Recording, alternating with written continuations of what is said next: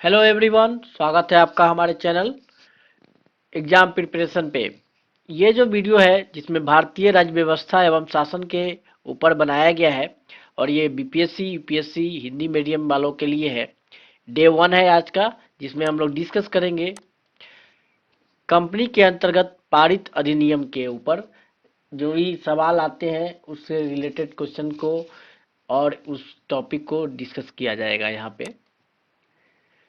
तो भारत का संवैधानिक विकास जो है, सबसे पहले भारत का संवैधानिक विकास को दो भागों में बांटा गया है। पहला जो है ब्रिटिश ईस्ट इंडिया कंपनी के अंतर्गत पारित अधिनियम जो कि 1773 से 1853 तक था, और दूसरा अधिनियम ब्रिटिश राज के अंतर्गत पारित अधिनियम जो कि 1858 से 1947 तक था। सबसे पहले हम डिस्कस करेंगे कंपनी के अंतर्गत पारित अधिनियम को। 1773 के रेगुलेटिंग एक्ट में क्या क्या था? 1773 के रेगुलेटिंग एक्ट के द्वारा बंगाल के गवर्नर को बंगाल का गवर्नर जनरल पद नाम दिया गया एवं उनकी सहायता के लिए एक 4 सदस्यीय कार्यकारी परिषद का गठन किया गया और जिसका कार्यकाल 5 वर्ष का रखा गया। इस सेट के अनुसार वारेन हेस्टिंग्स प्रथम गवर्नर जनरल तथा फ्रांसीसी क्लेवेंग, मानसन और वारवेल काउंसिल के सदस्य नियुक्त हुए। सब परिषद गवर्नर जनरल को बंगाल में फोर्ट विलियम की प्रेसिडेंसी, सैनिक एवं और सैनिक शासन का अधिकार दिया गया तथा कुछ विशेष मामलों में मद्रास और मुंबई की प्रेसिडेंसी का अधीक्षण भी करना था। इसी एक्ट के तहत कोलकाता में 1774 ईस्वी में एक उच्चतम न्यायालय की स्थापना की गई, जिसमें मुख्य न्यायाधीश और 3 अन्य न्यायाधीश थे। कंपनी के कर्मचारी पर निजी व्यापार करने तथा भारतीयों से उपहार लेने पर प्रतिबंध था। Pitt's India act 1784। Pitt's India act 1784 द्वारा कंपनी के राजनीतिक और व्यापारिक कार्य का पृथक्करण किया गया। इस एक्ट में निर्देशक मंडल को कंपनी के व्यापारिक मामलों के अधीक्षण की अनुमति तो दी गई थी, परंतु राजनीतिक मामलों के प्रबंधन के लिए नियंत्रण बोर्ड कंट्रोल का गठन किया गया। 1786 के अधिनियम के तहत इसके द्वारा गवर्नर जनरल को विशेष परिस्थितियों में अपने परिषद के निर्णय को निर्गत करने का अथवा लागू करने का अधिकार प्रदान किया गया और गवर्नर जनरल को प्रधान सेनापति की शक्तियां भी प्रदान की गई। ये दोनों अधिकार सर्वप्रथम लॉर्ड कॉर्नवालिस को दिया गया। 1793 के चार्टर एक्ट, इस एक्ट के अंतर्गत कंपनी के अधिकारियों को 20 वर्ष के लिए उनके अधिकारों को बढ़ा दिया गया।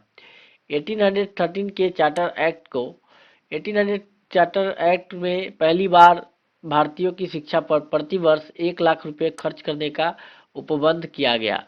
कंपनी के भारतीय व्यापार के एकाधिकार को समाप्त कर दिया गया, यद्यपि चीन के साथ तथा चाय के व्यापार पर एकाधिकार बना रहा। 1833 के चार्टर एक्ट 1833 के चार्टर एक्ट द्वारा बंगाल के गवर्नर जनरल को संपूर्ण भारत का गवर्नर जनरल बना दिया गया।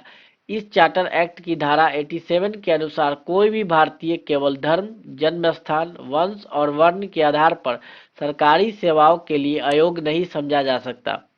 देश की शासन प्रणाली का केंद्रीकरण किया गया। लॉर्ड विलियम बेंटिक भारत के प्रथम गवर्नर जनरल थे और कंपनी के समस्त व्यापारिक कार्य समाप्त कर दिए गए तथा भविष्य में उसे केवल राजनीतिक कार्य करने ही थे। गवर्नर जनरल की परिषद में एक कानूनी सदस्य को सम्मिलित किया गया। सर्वप्रथम मैकाले को कानूनी सदस्य के रूप में शामिल किया गया। इस एक्ट के तहत सब परिषद गवर्नर जनरल को पूरे भारत के लिए कानून बनाने का अधिकार प्रदान किया गया था। इसी एक्ट में नियुक्ति के लिए योग्यता संबंधी मानदंड अपनाकर भेदभाव को समाप्त किया गया। 1853 के चार्टर एक्ट 1853 के चार्टर एक्ट द्वारा विधायी शक्तियों को कार्यपालिका शक्तियों से पृथक करने की व्यवस्था की गई। विधि निर्माण हेतु भारतीय विधान परिषद की स्थापना की गई। सिविल सेवकों की भर्ती एवं चयन हेतु खुली प्रतियोगिता का शुभारंभ किया गया। अब आपको उसके आधार पे कुछ क्वेश्चन है जो बताने हैं। निम्नलिखित में से किस अधिनियम में कलकत्ता में सर्वोच्च न्यायालय की स्थापना का प्रावधान किया गया? तो इसका उत्तर जो है रेगुलेटिंग एक्ट 1773 है और ये 4 ऑप्शन है। तो 1773 के रेगुलेटिंग एक्ट में कलकत्ता में सर्वोच्च न्यायालय की स्थापना का प्रावधान किया गया और सर एलिजा इम्पे इसके प्रथम मुख्य न्यायाधीश थे।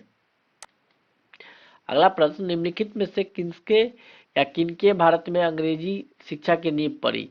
तो इसका उत्तर जो है 1, 2, 3 यानी कि तीनों ऑप्शन सही है। 1813 के चार्टर एक्ट की वजह से, general committee of publication instruction के वजह से और प्राच्यविद एवं आंग्लविद विज्ञान विवाद की वजह से। ईस्ट इंडिया कंपनी ने ओरिएंटल शिक्षा की प्रचलित प्रणाली को हतोत्साहित किया तथा पश्चिमी शिक्षा और अंग्रेजी भाषा को बढ़ावा दिया। 1813 के चार्टर अधिनियम में भारत में शिक्षा के प्रसार के लिए प्रति वर्ष 1 लाख रुपए खर्च करने के प्रावधान को अपनाया गया।